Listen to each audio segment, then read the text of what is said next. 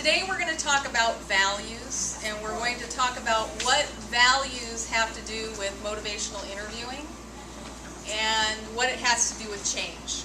So what it says up here is that people change because they want to, right? We've been talking about that throughout class. That's the only reason people change, is because they want to.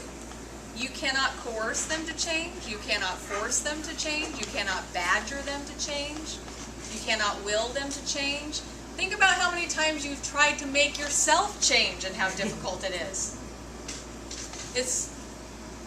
Yes, sometimes people do change temporarily because of the pressure that's put upon them, but internally they've made no change whatsoever. So they just go back to doing what they were doing before. People change because they want to, and they change for what they value.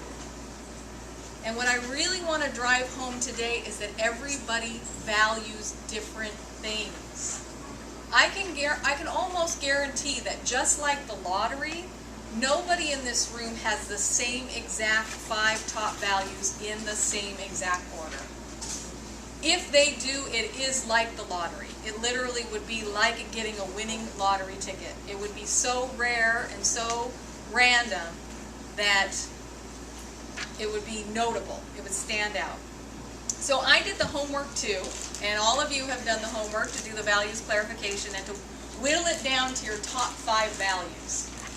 And my top value, after going through it, ended up being self-respect. Now, I've done this values clarification handout numerous times. This is the first time self-respect has ever been number 1. So you change.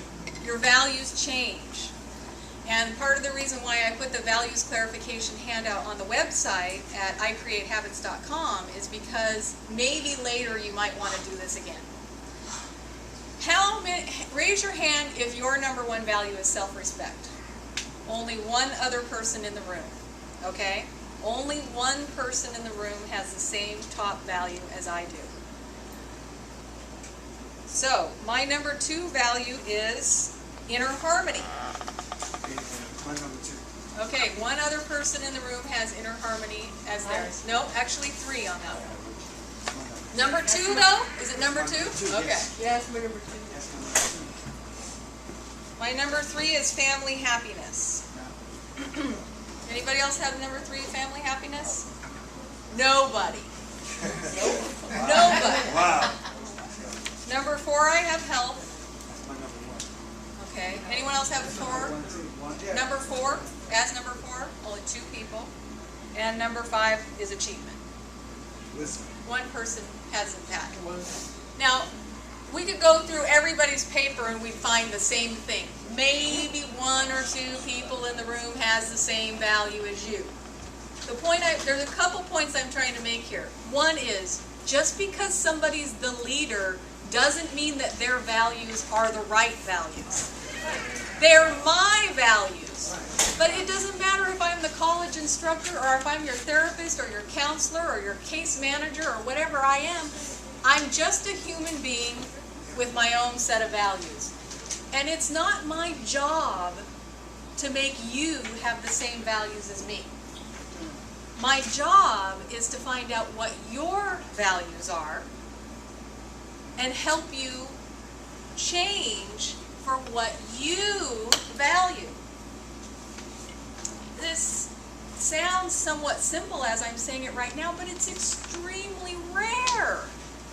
It's extremely rare. It almost never happens. What often happens is the therapist has their values, the teacher has their values, they go in, they think everybody else should have those values too. They may or may not be bold or strong about it, but internally, subconsciously, on some level, they think everybody else has the same exact values they have. And the conversation starts that way, and the conversation already starts on the wrong foot. From the first day. From before anybody has even opened their mouth. And what we want to learn today, if anything, is how to snap out of that.